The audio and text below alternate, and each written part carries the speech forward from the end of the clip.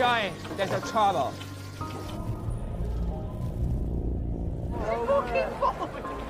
Dick, mate. Are you a fucking knob? Here we go. It's so romantic, man. L'ombre de la vengeance.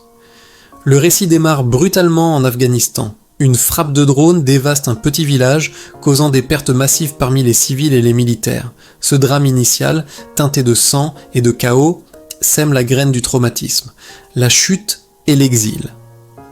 L'action se transporte ensuite dans les rues sombres de Londres. Nous découvrons Joseph Smith, jadis un soldat d'élite, réduit à l'état de sans-abri alcoolique, se faisant appeler Joe Jones. Sa vie bascule une nuit quand il prend la défense d'Isabelle, sa voisine de misère, menacée par 2 revendeurs de drogue violents. Joe intervient immédiatement, s'engageant dans une lutte acharnée. Submergé, il parvient à s'enfuir en pénétrant par effraction dans un immeuble résidentiel. Ses poursuivants renoncent, laissant Joe se réfugier dans un appartement. Là, il cède à son vice, s'enivrant. Plus tard, il se ressaisit.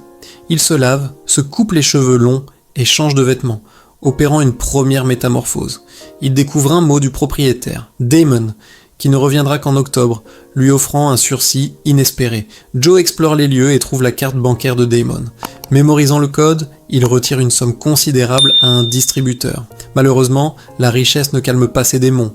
Hanté par des flashs intenses et perturbants de ces horreurs afghanes, il erre ivre dans la ville avant de retourner se réfugier. Il se reprend finalement, se jurant de retrouver Isabelle dans le ghetto, mais ses efforts sont vains. L'échange et les blessures secrètes. Au cours de sa recherche, Joe rencontre Sœur Christina, une religieuse dévouée qui dirige une cuisine pour les démunis.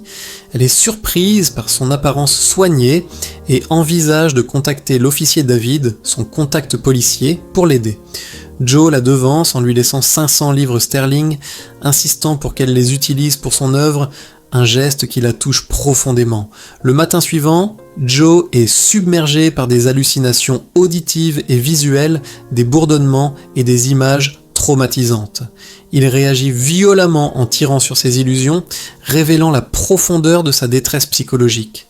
Christina l'examine et constate qu'il souffre de côtes brisées et d'une infection, le pressant de se soigner. Joe lui avoue être un déserteur et craindre la cour martiale. Elle lui donne alors des antibiotiques et lui révèle qu'Isabelle n'a pas été vue depuis des jours. Joe distribue des avis de recherche et finit par être contacté par Isabelle, qui lui assure être en sécurité, bien qu'elle travaille pour des gens dangereux. Le point de non-retour. Afin de s'établir, Joe trouve un travail dans un restaurant chinois. Après avoir réglé efficacement un conflit, il impressionne Monsieur Troy, le propriétaire, qui lui propose un poste de chauffeur pour des activités illégales, transport de stupéfiants et recouvrement d'extorsion. Alors qu'il prépare un repas pour Christina, Joe reçoit une nouvelle dévastatrice. L'officier David a trouvé un corps nécessitant identification. C'est celui d'Isabelle, assassinée et jetée dans le fleuve. Christina, en colère, accuse Joe d'hypocrisie, estimant que son implication dans le milieu criminel a fatalement contribué à la tragédie. Elle le conjure de quitter le trafic et de choisir une vie honnête. La vengeance et l'attraction déterminée, Joe se lance sur la piste du meurtrier. Il accule des voyous à Hall Street. Après les avoir violemment interrogés, il lui révèle qu'Isabelle a été tuée par l'un de ses clients réguliers, un homme de la trentaine, marqué par une cicatrice au-dessus de l'œil. Joe organise une rencontre avec Christina pour lui transmettre l'information et qu'elle puisse la communiquer à la police. Après cet entretien, l'attirance qu'elle ressent est trop forte. Christina, en conflit avec ses vœux, embrasse Joe. Malgré l'avertissement de Christina, Joe poursuit son travail de recouvrement.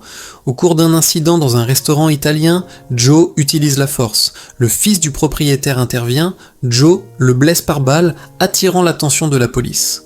Plus tard, en ramenant Christina à l'église, elle se confie à lui, partageant son enfance difficile, ses rêves brisés de ballerine et les abus subis en gymnastique. Elle lui révèle son désir de partir en Sierra Leone pour continuer son travail humanitaire, expliquant à la supérieure que l'Afrique a toujours été son but et que Londres offre trop de distractions. Le piège se referme. Joe poursuit sa traque et demande de l'aide au supérieur de Monsieur Troy.